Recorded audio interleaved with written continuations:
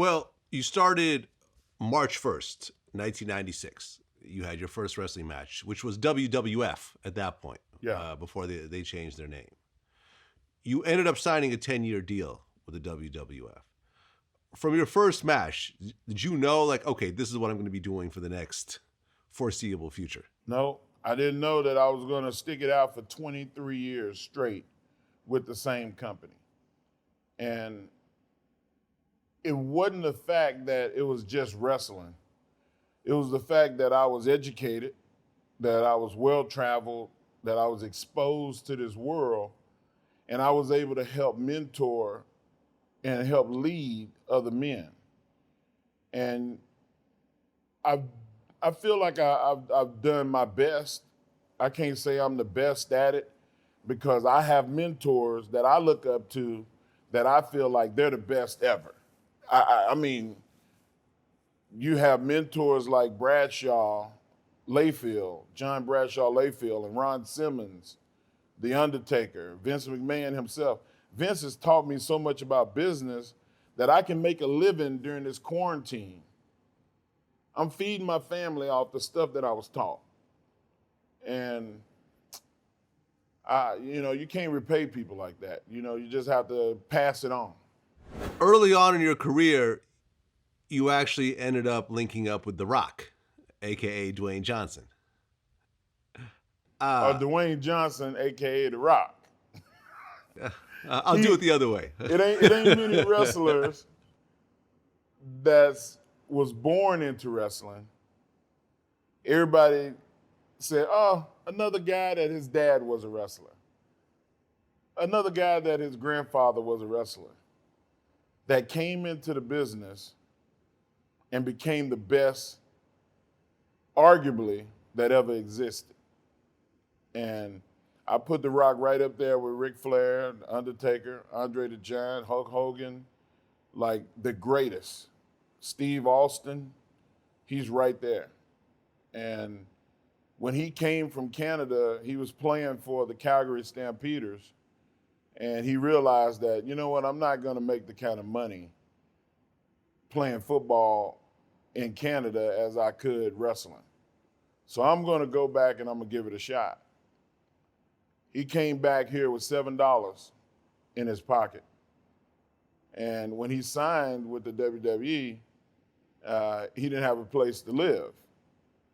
So me being already at the training facility, I said, man, you can move in with me until you get on your feet. Once you get on your feet, you get your own place. And he moved in with me and ended up never getting a place. We lived together and trained together and ate together, and we traveled around and entertained ourselves together. And then we both ended up getting sent to Memphis, to Jerry Lawler's territory to hone our craft and perfect it. And we both went to Memphis and worked our ass off, and we both will be Hall of Famers. Well, I became a Hall of Famer 2 years ago when I retired from wrestling at 23 years. And Dwayne is not technically retired yet.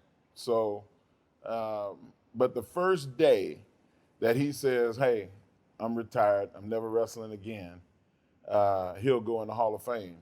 And that's the first two guys that Vince McMahon picked to be in the developmental system. There was no developmental wrestling system before me and Dwayne, and we both killed it. Well, you guys were part of the Nation of Domination together. Yeah. And you guys really became close. You guys are still close to this day. I mean, you guys still talk to each other. Yeah. Yeah, I mean, he'll call my kids and say happy birthday. I talk to his daughter and try to mentor her now that she's training at the developmental system down in Orlando. And I know he can't look out for her on a day-to-day basis in Orlando like I can, so I'm going to look out for her. Well, there's been a number of wrestlers who ended up going into Hollywood, but nobody on the level of The Rock. No.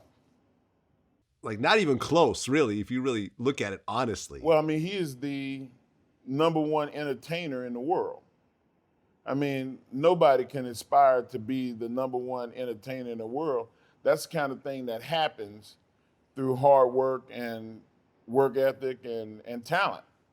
And Dwayne had all that. And besides, he fucking pretty. I hate pretty people. Damn it. A man shouldn't be pretty.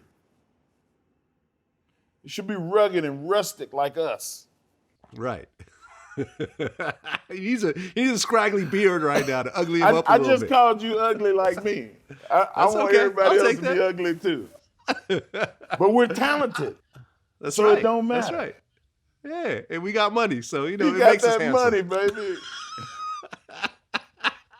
Money makes me handsome. What was it about The Rock that really differentiated him from other people? Because there's been a lot of wrestlers over the years. There's been a lot of pretty boys. There's been a lot of well-built guys. There's been a lot of guys whose family came from this and were driven and so forth.